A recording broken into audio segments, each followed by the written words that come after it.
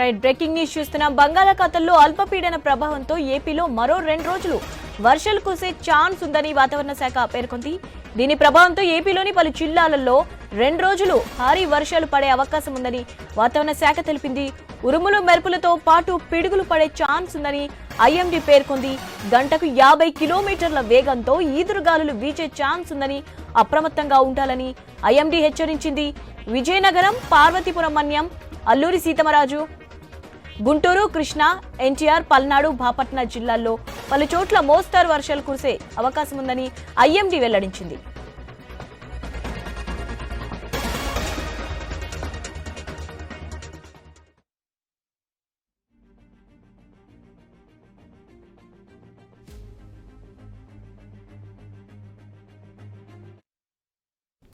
బంగాళాఖాతంలో అల్పపీడన ప్రభావంతో ఏపీలో మరో 2 రోజులు వర్షాలు కురిసే ఛాన్స్ ఉందని వాతావరణ శాఖ పేర్కొంది.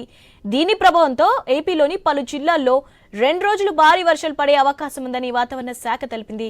రైట్, ఈ రెయిన్ అప్డేట్స్ తెలియజేయడానికి ఈ రోజు మనతో పాటు లైన్ లో ఉన్నారు మా వైజాగ్ ప్రతినిధి రాజు.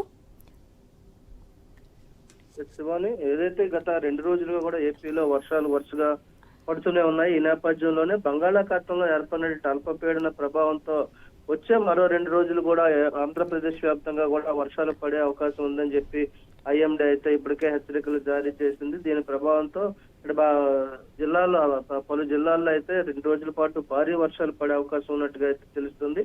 వర్షాలతో పాటు ఉరుములు మెరుపులతో కూడినటువంటి పిడుగులు కూడా పడే అవకాశం ఉందని చెప్పి ఐఎండీ అయితే పేర్కోవడం జరిగింది. ఇదే నేపథ్యంలో ఈదురుగాలు కూడా వీస్తాయని, తీరం వెంబడి 50 నుంచి 60 కిలోమీటర్ల వేగంతో ఈదురుగాలు కూడా వీచే అవకాశం ఉన్నట్టుగా తెలుస్తుంది. ప్రస్తుతం చూసుకుంటే గత 2 రోజులుగా కూడా విశాఖపట్నం జిల్లాతో పాటు పార్వతీపురం, మన్యం జిల్లా, అల్లూరి సీతారామరాజు, ఎన్టీఆర్ జిల్లా, పల్నాడు, బాపట్ల, గుంటూరు, కృష్ణాతో పాటు శ్రీకాకుళం జిల్లాల్లో కూడా చెదురుమదురుగా వర్షాలు పడుతున్నాయి. కొన్ని ఏజెన్సీ ప్రాంతాల్లో అయితే భారీ వర్షాలు కూడా పడుతున్న పరిస్థితి. ఉత్తరాంధ్ర వ్యాప్తంగా చూసుకుంటే గత 2 రోజులుగా కూడా భారీ నుంచి అతి భారీ వర్షాలు కూడా నమోదైన పరిస్థితి అయితే ఉంది. ఈ నేపథ్యంలో రాష్ట్ర ప్రభుత్వం కూడా అప్రమత్తమైంది. మరి 2 రోజులు కూడా ఇదే పరిస్థితి కొనసాగే నేపథ్యంలో ఇప్పటికే అధికారులకైతే పలు సూచనలు అయితే ఇవ్వడం జరిగింది. ఒకవైపు వ్యవసాయ పనులకు వెళ్ళినటువంటి రైతులు అప్రమత్తంగా ఉండాలని చెప్పి, అదేవిధంగా రోడ్ల మీద ప్రయాణించేటప్పుడు వాహనదారులు కూడా చాలా జాగ్రత్తలు తీసుకోవాలి. ఎదురుగాలు వీచే సమయంలో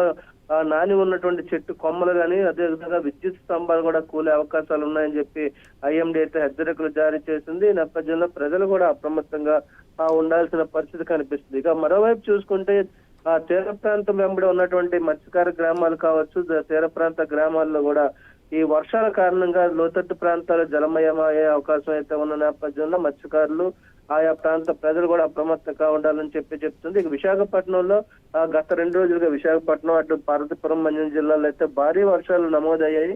ఇదే పరిస్థితి వచ్చే 2 రోజుల్లో కూడా ఉండే అవకాశం అయితే ఉన్నట్టుగా తెలుస్తుంది. దీంతో అటు గిరిజనులు, గిరిజనేతరులు కూడా ప్రజలు కూడా కొండవాలు ప్రాంతాల్లో నివసించేటువంటి ప్రజలు ఏరు వాగులు సమీపంలో వాటిని దాటేటప్పుడు అయితే అప్రమత్తంగా ఉండాలని చెప్పి కూడా అధికారులు అయితే ఇప్పటికీ ఆదేశాలు జారీ చేయడంతో పాటు ప్రజలకు కూడా అవగాహన కల్పించడం జరుగుతుంది. ముఖ్యంగా ఇప్పటికే లోతట్టు ప్రాంతాలతో పాటు ఎక్కడైనా అనుకోని సంఘటనలు జరిగితే అక్కడ ప్రజలను రక్షించేందుకు అగ్నిమాపక సిబ్బందితో పాటు ఐఎండీ ఆదేశాల మేరకు అయితే ఇతర శాఖల, రెవెన్యూ, విద్యుత్, అదేవిధంగా R&B శాఖలు కూడా అప్రమత్తమయ్యాయని చెప్పుకోవచ్చు. అని మరి 2 రోజుల పాటు ఇదే పరిస్థితి కొనసాగే అవకాశం ఉన్న నేపథ్యంలో అటు యంత్రాంగం సమావేశం కూడా నిర్వహించి, రాష్ట్ర ప్రభుత్వం అధికారులతో సమావేశం కూడా నిర్వహించడం జరిగింది. ప్రజలకి ఎప్పటికప్పుడు సమాచారం అందిస్తూ కూడా వాళ్ళని అప్రమత్తం చేయడం అయితే జరుగుతుంది.